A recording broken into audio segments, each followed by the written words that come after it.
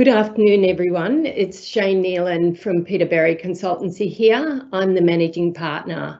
Before we start, I'd just like to share a little bit of a housekeeping with you.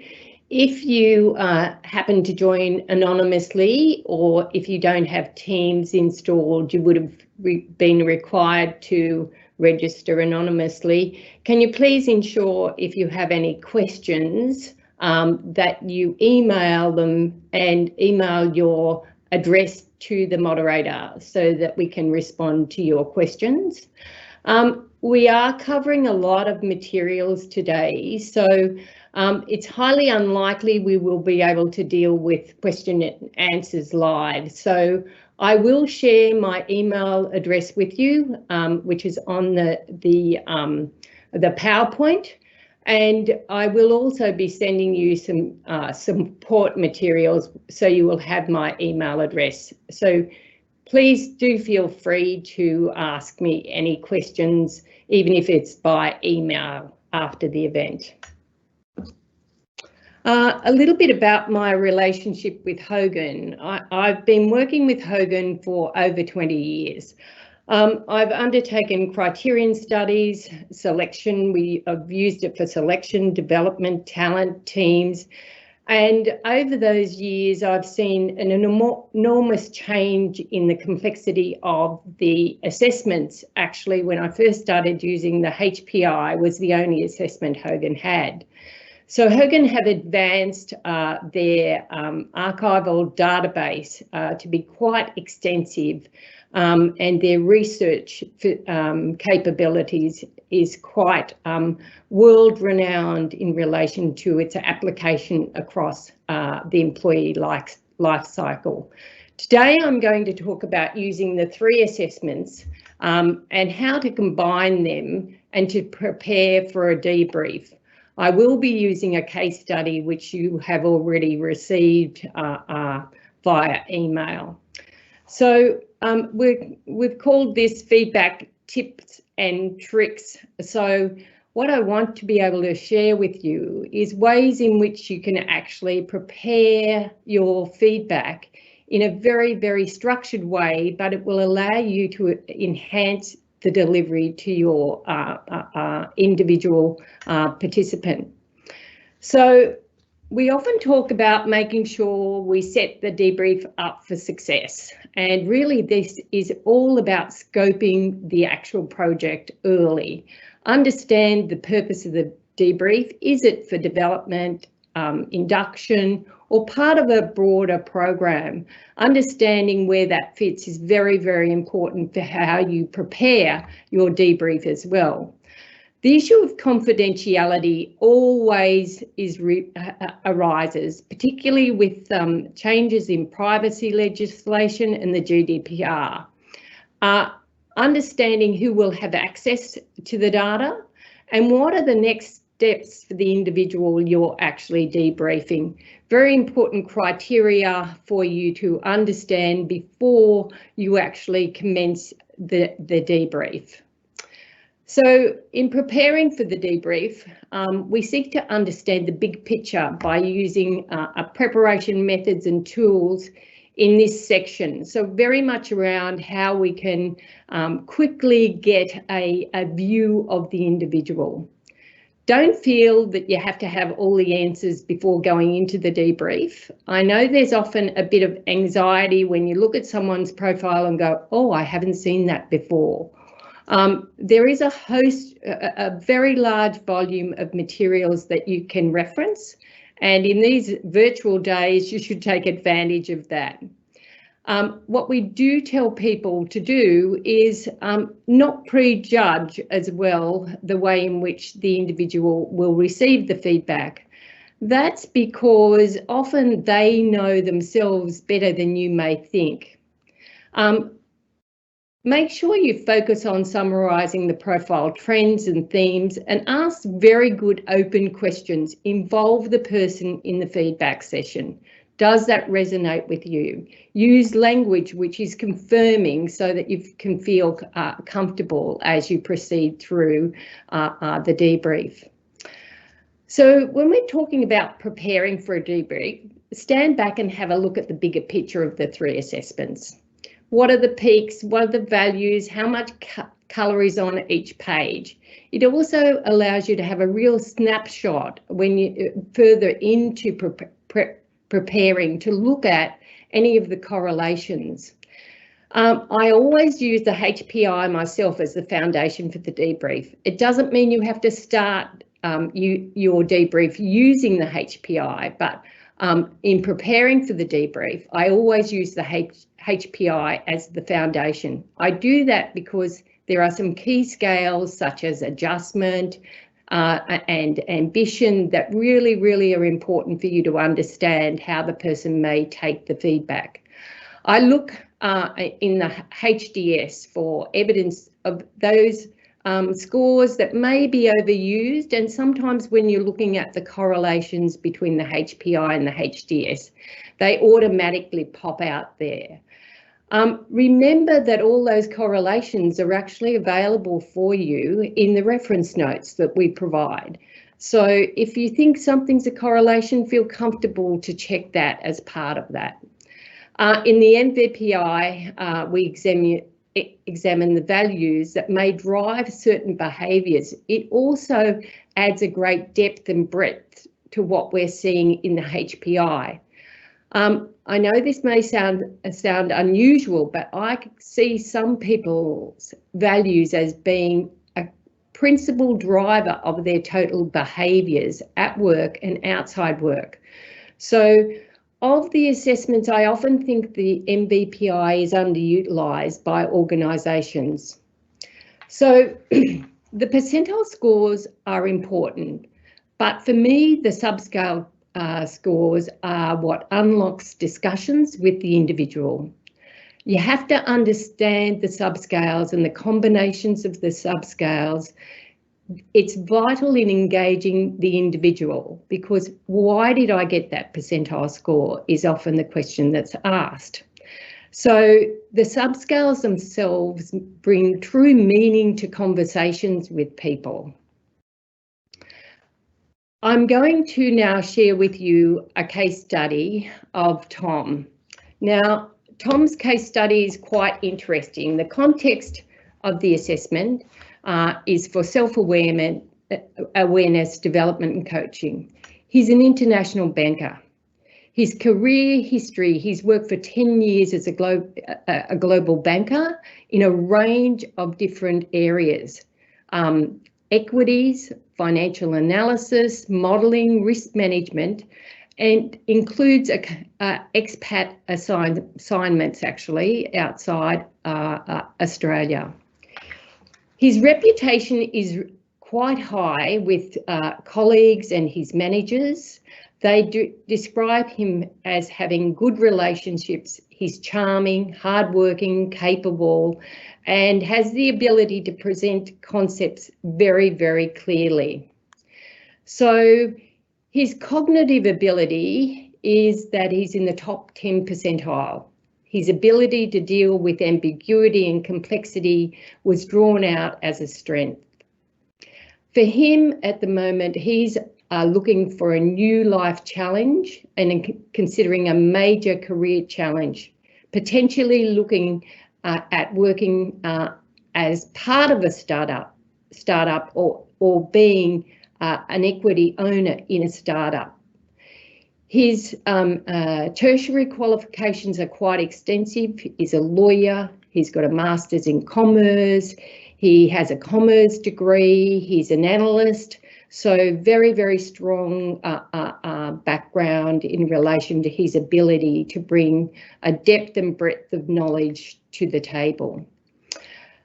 You will have received the flash report and also these great cheat sheets, which are new to being able to us being able to provide to certified users.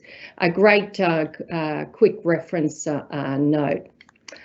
I'm now going to take you through Tom's HPI, HDS and MVPI. I'm also going to look at his the correlations.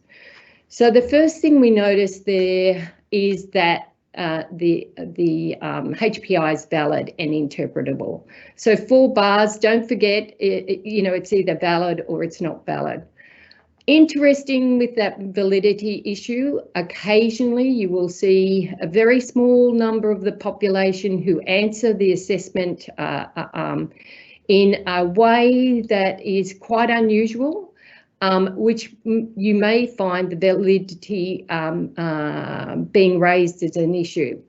Please feel free to reach out to one of our consultants who can explain in a little bit more detail about that. It does not necessarily mean it's invalid. For a small number of people, that's just who they are. So let's look at adjustment. Now, adjustment is quite an important scale because it really tells us a lot about how the person is going to take the feedback. And when we look at the top 3, empathy, not anxious, and no guilt, that's internal churn. So if you look at the flash report, I put a circle, a semicircle around those 3. It gives me eye exposure over the flash. Then I look at calmness, even-tempered, and no complaints. So you can see that the complaints is actually quite low, and I'll refer to that as well when we're talking in the HDS around some of those accomplishments. Then we move on to trusting and good attachment.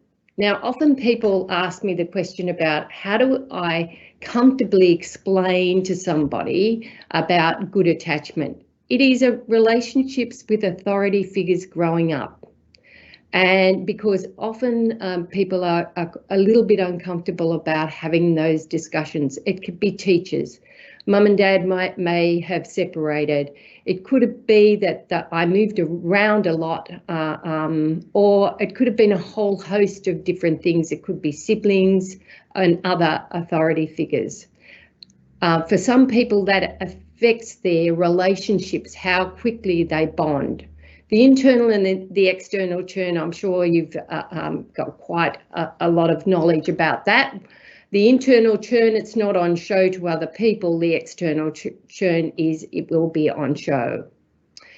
Now let's move on to ambition. So ambition, the key area around executive drive, and this is actually quite important in the case of Tom, is the 200th percentile is up there, right? So this person has a lot of executive drive.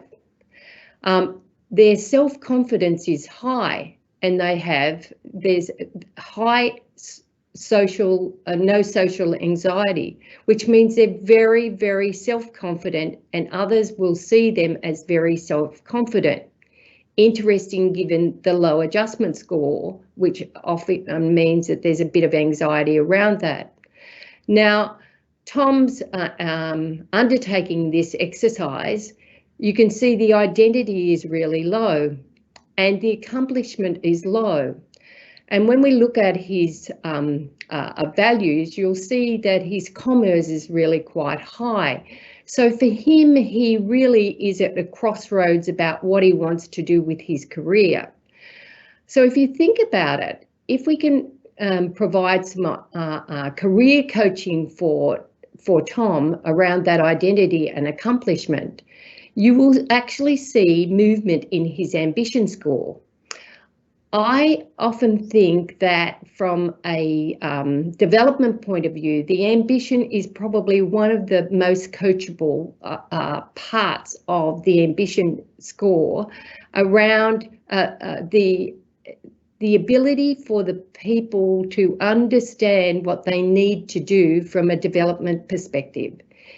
If somebody has a lot of social anxiety, they score very low on that no social anxiety, it's very easy for them to have media training. Lots of executives are very uncomfortable speaking in public, but they do, from a self-awareness point of view, have received training in relation to how they will manage that.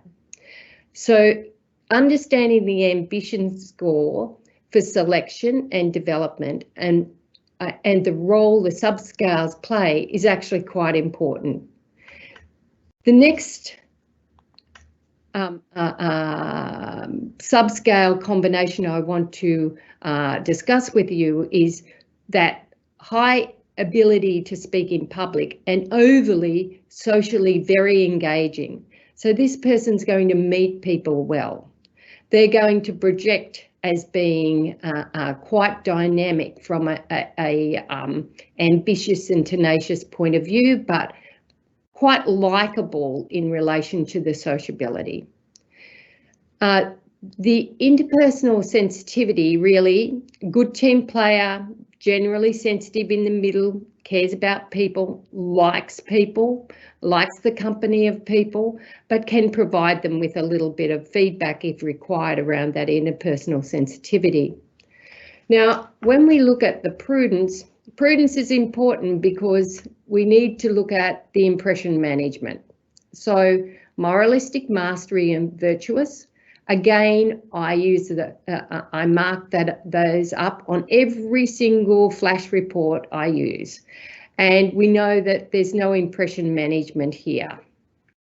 Now, if they were 11 or 12, then we would need to look at the mischievous on the HDS as an additional check, and then also the diligent and dutiful on the HDS, because some people may generally, from a moralistic point of view, work as hard as they possibly can, be accurate, making sure that everything is completed. I always use, there's one question in there in relation to, I always practice what I preach. Those of you that are parents are probably quite aware that that's highly unlikely, that everybody practices every day what they preach, but some of those questions are designed to be quite definite, and that's the reason why we're looking at that impression management around that. Not autonomous. See, interesting, Tom's open for coaching, so he's not somebody who is overly independent. Which is a good sign, we know, going into these discussions. Not spontaneous. Generally, he will be quite structured in the way he goes about things. Impulse control and avoids trouble. That accelerator with the impulse control and then pulling it back with the avoids trouble. He's within the normal levels there. Quite a robust score around prudence. The next one is inquisitive, and inquisitive is an interesting scale in that it does try to tap into a whole lot of interests, what interests people have. So science ability, not really. Chemistry, physics, those sort of things. And Tom's curious, he's a thrill seeker. Intellectual games to a point, generating ideas. Now, when you look at the inquisitive questions and you look at the subscales, you often see people who have an interest in a specific area will come up with generating ideas, but may not have a lot of other subscales endorsed. It might mean that Hogan just doesn't pick up those particular interests, and we do find that particularly around some of the aspects where we're not talking about an interest in people, for example, under the inquisitive scale. And Tom is not really interested in history and culture, Greek mythology. He has quite focused interests which don't pick up classic cultures and history or the sciences. Now, when we're looking at the learning approach, I'm always at pains to tell people learning approach is not about cognitive ability. It's about the way in which you like learning. What we do know is that Tom has had a lot of tertiary education. He received actually quite a few academic awards, even in high school. But from this point of view here, His high cognitive, low learning approach is quite interesting. So that is a conflict that we see, and it's obviously a open discussion that occurred between Tom and I about why that was. And he didn't really enjoy his early education as much as he wanted, and he never ever felt that he ever achieved perfection. So quite interesting when you look at that competitive and the leadership around that. We'll now move on to the HDS, and what we see here with Tom is that moving away, the excitable, and when we talk about the correlations, well, that adjustment and excitable is one that we look at regularly. The skeptical, a little bit cynical. He's a trader, so maybe that's not such a bad idea, or was a trader. He's cautious when he gets under stress and pressure. He's reserved, is in the normal zone there. Leisurely, there's that bit of passive aggressiveness, wanting to operate to his own agenda there. When we look at the bold, mischievous, colourful and imaginative, this is the entrepreneur. And from that perspective, also, when we do look at risky, happy to make some of those risky decisions, but we see an accelerator and a brake because he's skeptical, he's cautious, but he's happy to take risks. Remember that, because that's quite an interesting combination. He's low diligent in spite of being high on the prudence, and low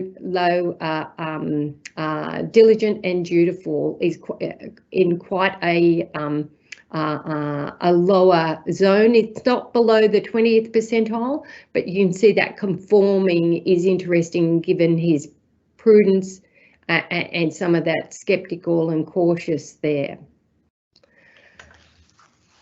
Now I'd like to move on to the MVPI, and I always mark up the occupational preferences. Why? Because the occupational preferences relate to the person at work, and you know, the beliefs outside work, some of those preferred associates about people you want to hang with, but the beliefs and aversions can also pick up some of those biases that people might have. The first one here is, you know, the occupational preference around recognition is important, and that fits with elsewhere in his HDS and HPI. Power from an occupational point of view, very, very high results there. It fits with some of that bold. Hedonism, the sociability, but the aversion there is down a little bit, which means not everybody has to be as hedonistic as I do. And I haven't marked up the 3 bars, but in cases where people might not have a lot of 4 bars, I do mark up the 3 bars. The affiliation, again, the colourful, the sociability. So we're seeing a profile of Tom around this. The tradition is interesting. It's about lifestyle and aversions. So there are some key traditions in life that he believes people should follow. Security, very interesting there. Comfortable, feeling comfortable about taking risks with career, thinks people probably should take some risks from time to time, in that aversions there. When we look at commerce, it's his key driver. It's the greatest driver. And in the conversations actually with him, we discussed the fact, he said, for most of my life, I've been making money for other people. When I was a trader, I did a really good job. People wanted me to stay trading, but I didn't really have my heart and soul in trading. So this is interesting, given that he's looking at moving into an equity arrangement in an organisation from a startup perspective. Aesthetics, another interesting. Aversions is high. He needs things to look appropriate, but lifestyle beliefs, occupational preferences, preferred associates, not really. And the science, although he believes in science, and if people don't apply data, then, you know, it's not a major motivator for him, but he will be conscious of what people have done in relation to producing reports for him.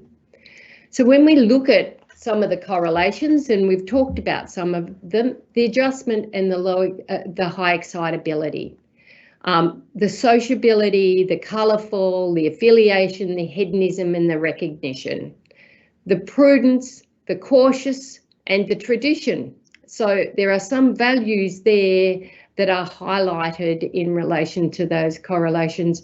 Then we look at the bold, the power and the commerce.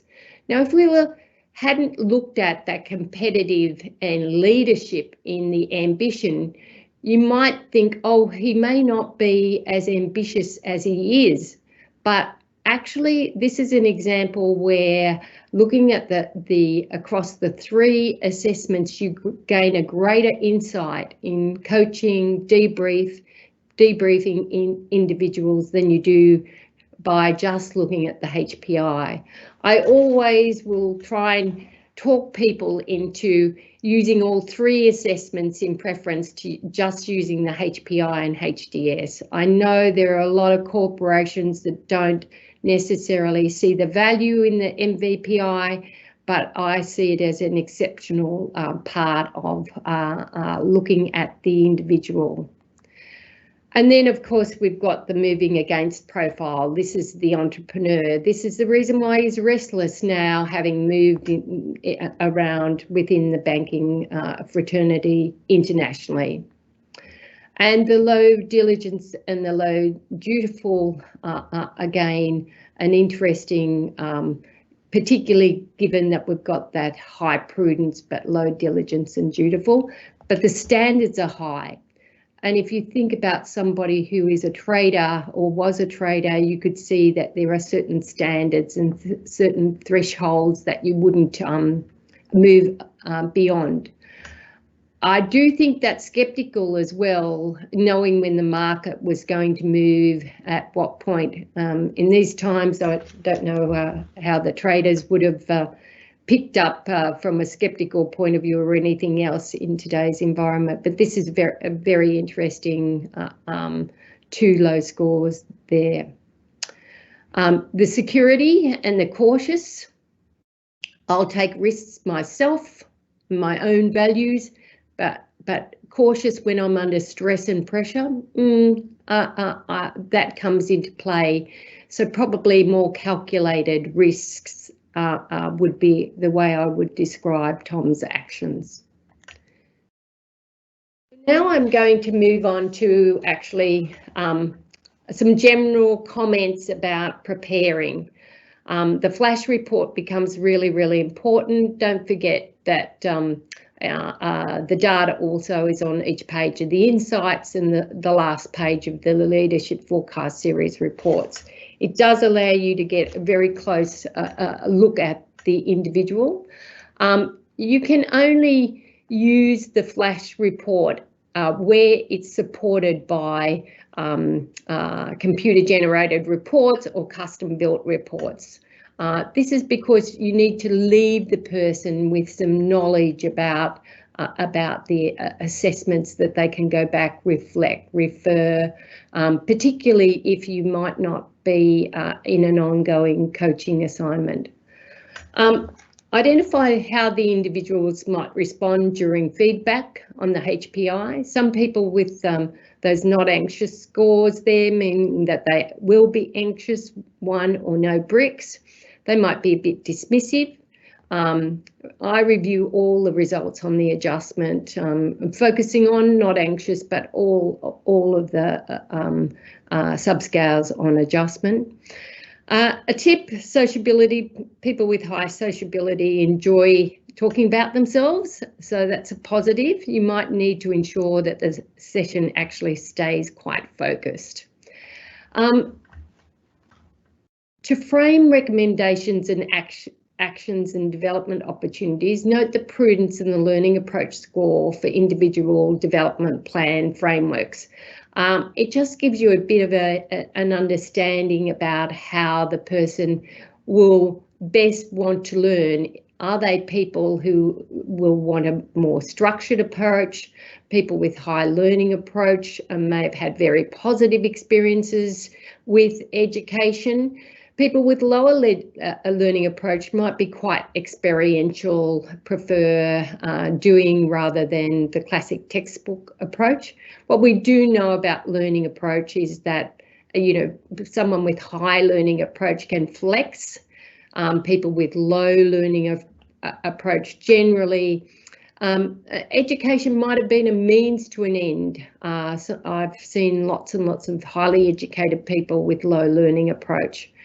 That might also be that they didn't have an opportunity to learn. English might have been their second language.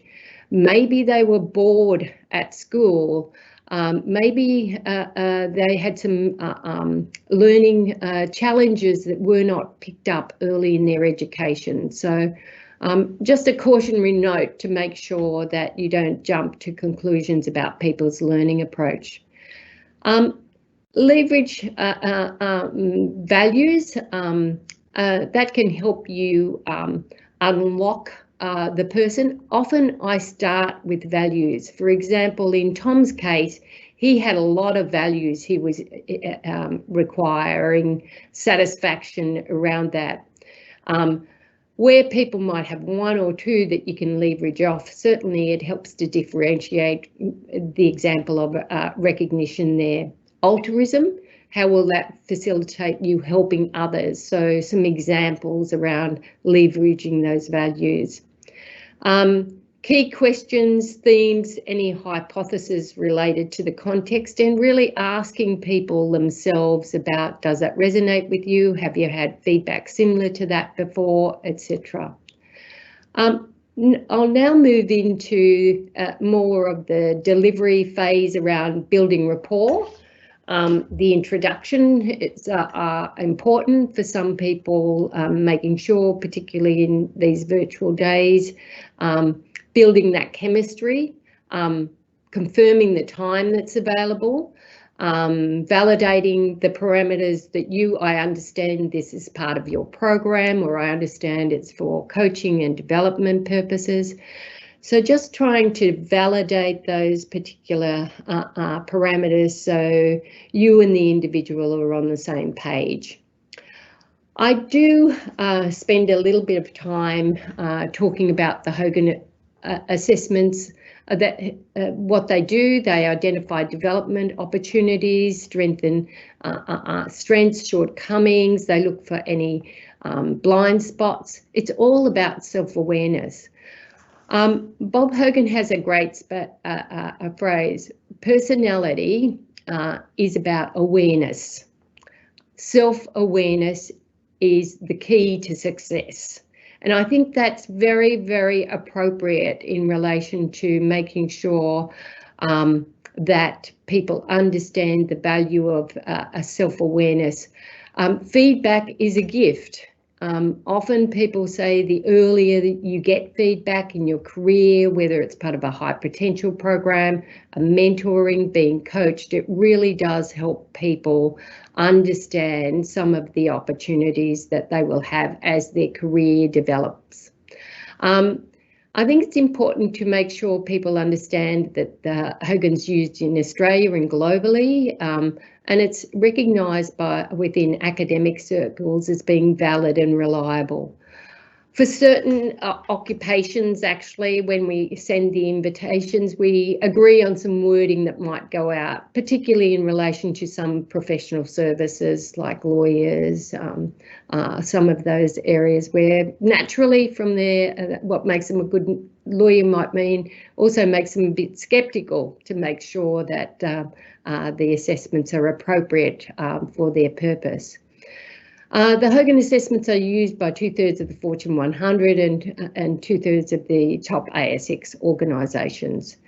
It may be appropriate to give some relevant industry context. For example, the public, the private sector. It's well used within healthcare. There's good data there and we do have benchmark data by industries. We have benchmark data by occupational level. And we release those quite regularly. If you have any particular industries that you need context around, please feel free to reach out to us. The delivery, introducing the reports again, so you can mark up the flash report, you can tell the individual to follow using the flash report, but they must always have a full set of reports available for them. You may like to probe any previous exposure to assessments, and the purpose of the debrief, building that self-awareness, uncovering those blind spots, and building a development plan is quite important. And some of the materials we have, I'll share with you towards the end of this session. So, getting to know you, a day in your life. What's your day normally like? What's your career? What's been your career journey? What industries have you worked in? What challenges have you ever faced? What's your future career direction? All of those. And what do you want to work on today? What can add value to you? I mean, I have been in situations where I've been doing debriefs where people have said, well, actually, you know, I intend to resign in a week's time. Give me some tips how I can be successful in my new job. And that gets back to that confidentiality piece that we talked a bit about earlier. Getting started, what the individual's expectations are, what follow-up actions, and depending on the results, you may elect to commence with the MVPI. Quite a lot of people prefer to start with the MVPI and then move to the HPI and then on to the HDS. Personally, I check the results and make a decision where that person I think would be most comfortable commencing the discussion about their personality assessment with them. Of course, you do provide insights on the HPI. It's the bright side. It's you on the day-to-day basis. I do say to people, Hogan's unique value proposition is that we look at all aspects of personality. You on a day-to-day, you when you're under stress and pressure, or in the case of some, when you're, let your public guard down, feeling a bit tired, or overly familiar with somebody, and then what really drives you. That's really quite important because some people, personality is very much driven by their values. Their job and career expectations around their values are often quite interesting, particularly the type of organisation that they will feel most comfortable in. Always indicate that there's no good or bad profile. We're here to take you through the results of your personality assessment, what you said about yourself. Always use those reputational phrases that I talked about earlier. People who score like this tend to be described as, or others may see you as this. Those with similar scores in relation to yours may. It's never ever be blanket about that. Try not to say things like you are. And provide guidance in interpreting and connecting the dots across the three assessments. That's an important part, I think, because people will often say to you, oh, this report conflicts with that report. And that's the actual expertise of you doing the debrief that makes the difference to the individual. You can connect those dots across day-to-day personality, when the person's under stress and pressure or overly familiar, and what you value in life, what the person may value in life, some of which may be appeased outside work. An example of that is somebody who might be quite altruistic, may then do a lot of work, pro bono work or work outside in relation to their values, and that's how they're appeased. So I like this slide because it does use language for the scale that some people are comfortable talking about. It's your resilience, your drive, your social energy, your social style, communication style, task focus around prudence, problem solving and learning style. Review the HPI scales, which we've done with Peter, and I'm just pulling them back up, and note any contrasting subscale scores, identify the themes and the combinations. Here on the HDS, the positives, you know, that crossing the line piece that occurs between those, that 70 to 90 and 90 and above.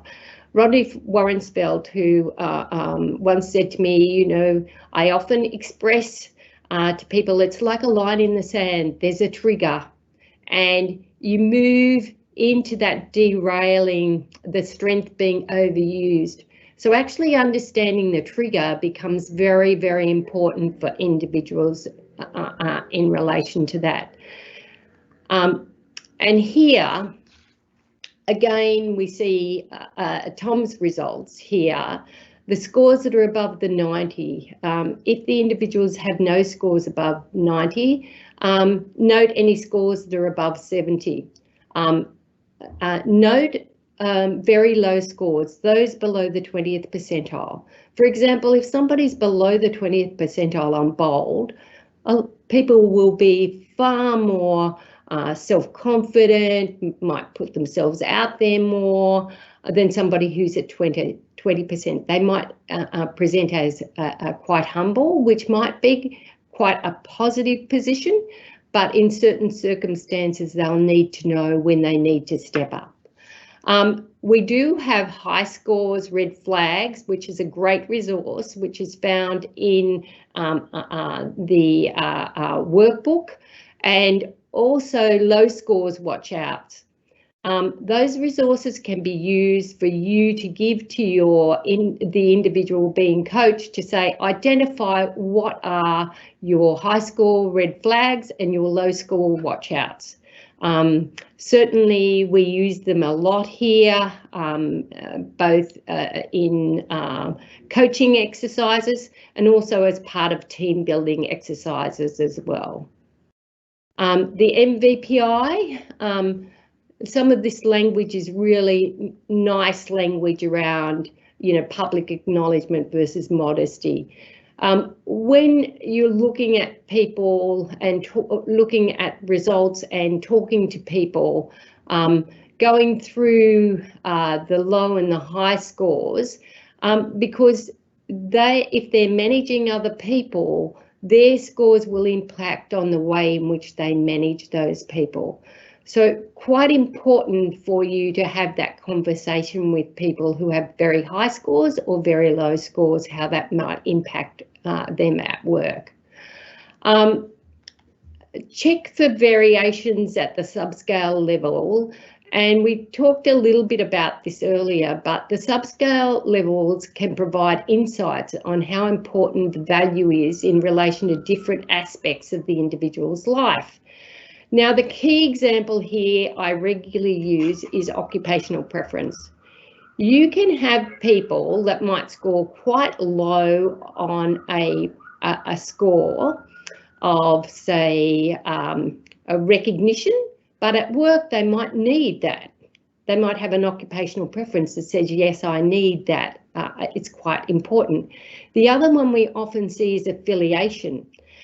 Individual contributors can often have low affiliation scores. Now, but their occupational preference is quite high. So they're actually quite value at work, teamwork, cross-functional activity, being collegiate and working on projects. So it is a good point to remember. When we look at the MVPI, it is important when people have a large number of values that they will need to prioritise those values.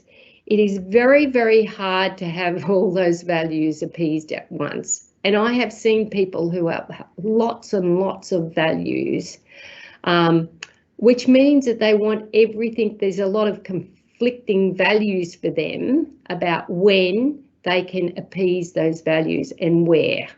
So working with them around a priority list of here and now, these might be the values we can look at, and we'll have a plan for later on in relation to those values.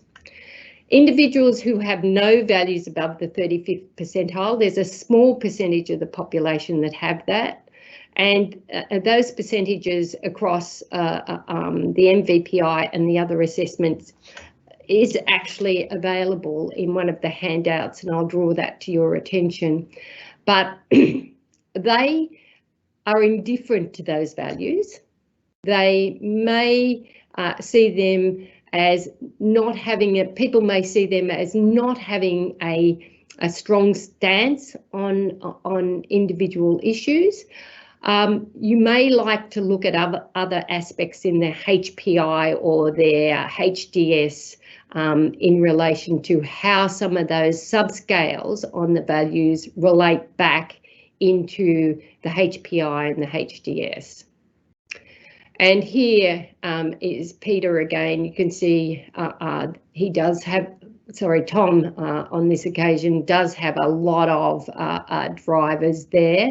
And that was a big discussion that we had to have around the prioritisation of some of those drivers. So when you're summarising across the three tools, focus on the key themes that emerge across the profile and the key factors that are relevant in the job context. So it may also be relevant for their outside work around their lifestyle and the people that they want to spend times with in relation to that. But it's important to work out exactly what the person needs. Discuss the overall implications for the role and their career future. Discuss the next steps. This can include further reflections and reviewing reports, generating a development plan, identifying some key actions. Now, those key actions need to be, achievable, they need to be measurable, people need to actually agree on those actions and how they're going to be held accountable for those actions. If you're creating a development plan within the session, what does that development plan look like? And I'll talk a little bit more about the development plan and those that are available to you. Focus on the highest priority points that align to the individual's goals and create appropriate development actions around that. I want to talk a little bit now about what you'll receive after the session. I want to talk about the handbook, the PBC Hogan handbook. Each year we update this handbook, and many of you will be familiar with it if you were certified at PBC. So what we are going to do is we will be sending you a copy of that handbook. Now, in that handbook, it has a lot of information about the Hogan Personality Inventory, the Hogan Development Survey, It also has the common HPI, HDS relationships, the conflicts that we've talked about, some of those today as it related to Peter's results, the MVPI, and you'll be pleased to know there's a guide to delivering feedback, top tips, step-by-step preparation guide, and also about the Hogan 360 and the Hogan assessments correlations. For those of you who are familiar with the Hogan assessments, the Hogan 360 maps perfectly across the framework of the Hogan assessments. There's extensive research and correlations that PBC and Hogan have published in relation to that. Those of you who want more information about that, we'd be very, very happy to share that with you. Because you're Hogan certified, you are provided with complimentary certification on the Hogan 360. The Leader Focus 360, the Hogan High Potential 360, and an Agile 360, which was developed using an Agile framework in conjunction with Meta Barrington and IMD, the business school in Lucerne. So those qualifications are available to you, and there's a lot of very sophisticated research that regarding the results around using the Hogan 360 in conjunction with Hogan personality assessments. The Hogan 360 may be used separate to the Hogan personality assessments as well. We do have clients that regularly might structure a development program where they might do the self-awareness piece with the Hogan assessments and even produce Hogan team reports or line graphs and work with teams around that, develop individual development plans, and then proceed to doing a 360 6 months in or 12 months in to validate that self-awareness for the individual. Hogan do have a personal development workbook. Again, you will receive a copy of that. You can use that with your clients. It's a general development workbook. It's a good guide for anyone who doesn't want to develop their own workbook, or where the organisation doesn't have a clearly defined framework, or where the coach has a preference to use this in the first instance and then maybe also use it to generate a 70-20-10 development program as well. The Hogan feedback delivery tips, I've passed on to you a number of these tips in today's brief session, but this is actually quite a comprehensive document which really can help you and refresh you, particularly from time to time if you don't use the Hogan assessments regularly. You will be pleased to know that Hogan now offer a learning management system that provided you are certified and you have a active email address with PBC, which has been passed on to Hogan. You can access some of those online resources as well. So I'd strongly recommend that if you don't regularly use the assessments, that they are a great resource for you and are used extensively as part of pre and post certification processes at this point in time. That's the conclusion of the formal part of the presentation. I'm very, very happy to answer any email questions you may have for me. I won't take questions now due to the time line, and I understand not everybody might be interested in everyone else's questions. So I'd just like to take this opportunity to thank you for your time today, and also thank the PBC team who worked tirelessly behind the scenes to put these education webinars together for our broader Hogan certified users. So thank you very much, and I'll pass over to Jaja.